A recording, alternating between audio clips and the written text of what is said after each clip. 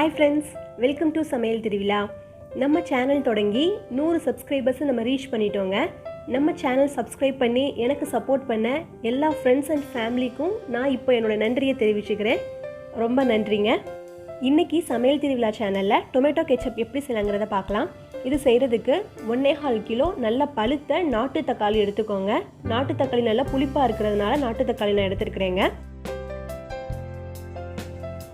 அப்புறமா Kasmiri red chilli powder 2 teaspoon எடுத்துக்கோங்க. இது ஜஸ்ட் கலரிங் ஏஜென்ட்க்கு தான். காரம் அவ்வளவா இதுல அதிகமா இருக்காதுங்க. இதுக்கு பதிலா நீங்க பீட்ரூட் கூட சேர்த்துக்கலாம். ஒரு அரை பீட்ரூட்டை நல்லா தோல் சீவிட்டு அதை சின்னதா கட் பண்ணி எடுத்து வச்சுக்கோங்க. சீனி 5 டீஸ்பூன் எடுத்துக்கோங்க. உப்பு நல்லா சேர்த்துப்பீங்க அப்படின்னா கூட ஒரு 1 டீஸ்பூன் சீனி கூட நீங்க சேர்த்துக்கலாங்க. அப்புறம் பெரிய வெங்காயத்துல ஒரு பாதி வெங்காயம் கட் பண்ணி எடுத்துக்கோங்க. உப்பு தேவையான அளவு எடுத்துக்கோங்க. ஒயிட் வினிகர் எடுத்துக்கிறேங்க. ஒயிட் வினிகர் வந்து நம்ம கெச்சப்புக்கு நல்ல டேஸ்ட் வந்து என்ஹான்ஸ் பண்ணி தரும். அதுக்கு தான் ஒயிட் வினிகர் ஒரு 3 டீஸ்பூன் எடுத்துக்கோங்க. ஃபைனலாக ஒரு 8 எண்ணம் போல் வெள்ளைப்பூண்டு எடுத்துக்கோங்க. இவ்வளோதாங்க இன்க்ரீடியன்ட்ஸ். வாங்க எப்படி செய்யலாங்கிறத இப்போ நம்ம பார்க்கலாம். ஃபஸ்ட்டு எல்லா தக்காளியும் நல்லா கழுவிடலாம். கழுவிட்டு அந்த தக்காளியோட அந்த கண் பகுதி இருக்கு இல்லையா, அதை மட்டும் நம்ம கட் பண்ணி எடுக்க போகிறோம். ஸோ ஃபஸ்ட்டு தக்காளியாக பாதியாக கட் பண்ணிக்கோங்க. கட் பண்ணிவிட்டு தக்காளியோட கார்னரில் அந்த பச்சை கலரில் ஒரு ஏரியா இருக்கு இல்லையா, அதை மட்டும் கட் பண்ணி எடுத்துடலாங்க. இது மாதிரி கட் பண்ணி எடுத்துக்கோங்க. இதே கெச்சப்பை நம்ம பெங்களூர் தக்காளிலையும் பண்ணலாங்க. பட் இந்த அளவுக்கு அது புளிப்பாக வராது. அதனால தான் நாட்டு தக்காளியில் நம்ம செய்கிறோம். ஸோ இதே மாதிரி நம்ம எல்லா கார்னர் சைடையும் நம்ம கட் பண்ணி எடுத்துருவோம் ஃபஸ்ட்டு.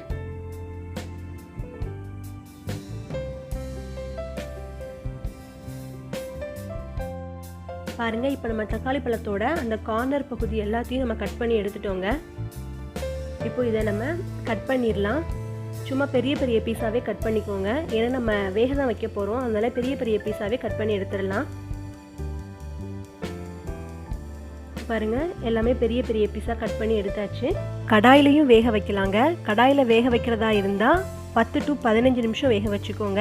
இன்றைக்கி நம்ம குக்கரில் எப்படி செய்யலாங்கிறத பார்க்கலாம். நம்ம கட் பண்ணி வச்சுருந்த தக்காளி எல்லாத்தையும் குக்கரில் மாற்றிடலாம். தக்காளி பழத்தில் ஏற்கனவே தண்ணி நிறையா இருக்கும். இருந்தாலும் அதை வேக வைக்கிறதுக்கு ஒரு அரை டம்ளர் போல் தண்ணி ஊற்றிக்கோங்க. அப்புறமா நம்ம வெட்டி வச்சுருந்த வெங்காயம், வெள்ளைப்பூண்டு எல்லாம் சேர்த்துருங்க. சேர்த்துட்டு ஒரு 5 விசில் வர வரைக்கும் நல்லா வேகட்டுங்க. பாருங்கள், இப்போ தக்காளி நல்லா வெந்து ரெடி ஆயிடுச்சு. இதை ஃபஸ்ட்டு ஆற வச்சிடலாம். ஆற வைக்கிறதுக்கு ஒரு பிளேட்டில் தக்காளி எல்லாத்தையும் மாற்றிடலாம். நல்லா ஆறுனதுக்கு அப்புறமா மிக்ஸி ஜாரில் ஆறின தக்காளி எல்லாத்தையும் சேர்த்து நம்ம வேக வைக்கிறதுக்கு தண்ணி வச்சுருந்தோம் இல்லையா, அந்த தண்ணியும் சேர்த்து மாற்றிடுங்க. எல்லாத்தையும் தக்காளியில் ஏற்கனவே தண்ணி நிறையா இருக்கும். எல்லாத்தையும் சேர்த்து மொத்தமாக மையாக அரைக்க போகிறோம்.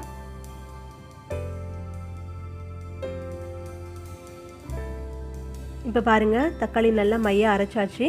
இப்போ ஒரு பவுல் எடுத்து பவுலுக்கு மேலே ஒரு ஃபில்டர் வச்சுக்கோங்க. அந்த ஃபில்டரில் நம்ம அரைச்சி வச்சுருக்கோம் இல்லையா தக்காளி பேஸ்ட், அதை கொஞ்சம் கொஞ்சமாக சேர்த்து அந்த ஜூஸை மட்டும் வடிகட்டி எடுத்துக்கோங்க. இதே மாதிரி கொஞ்சம் கொஞ்சமாக எல்லா தக்காளி பேஸ்ட்டையும் சேர்த்து அந்த ஜூஸை மட்டும் நல்லா வடிகட்டி எடுத்துக்கோங்க. இப்போ அந்த ஜூஸ் எல்லாம் வடிகட்டினதுக்கு அப்புறமா அந்த மிச்ச சக்கை இருக்கும் இல்லையா, அதெல்லாம் சேர்த்து எடுத்து வச்சுக்கோங்க. ஃபைனலாக அந்த சக்கையும் சேர்த்து நம்ம வேக வைக்கும் போது தண்ணி வச்சுருந்துருப்போம் இல்லையா, அந்த மீதி தண்ணியும் இதில் சேர்த்துடலாம். சேர்த்துட்டு அதையும் நல்லா வடிகட்டி எடுத்து வச்சுக்கலாம். ஸோ இப்போ நம்ம ஜூஸ் எல்லாம் ரெடி ஆயிடுச்சு. இப்போது ஸ்டவ் ஆன் பண்ணி அதில் ஒரு கடாய் வச்சுக்கோங்க. கடாய் நல்லா சூடானதுக்கப்புறமா நம்ம ஃபில்டர் பண்ணி வச்சுருந்த ஜூஸ் எல்லாத்தையும் அதில் சேர்த்துடலாம்.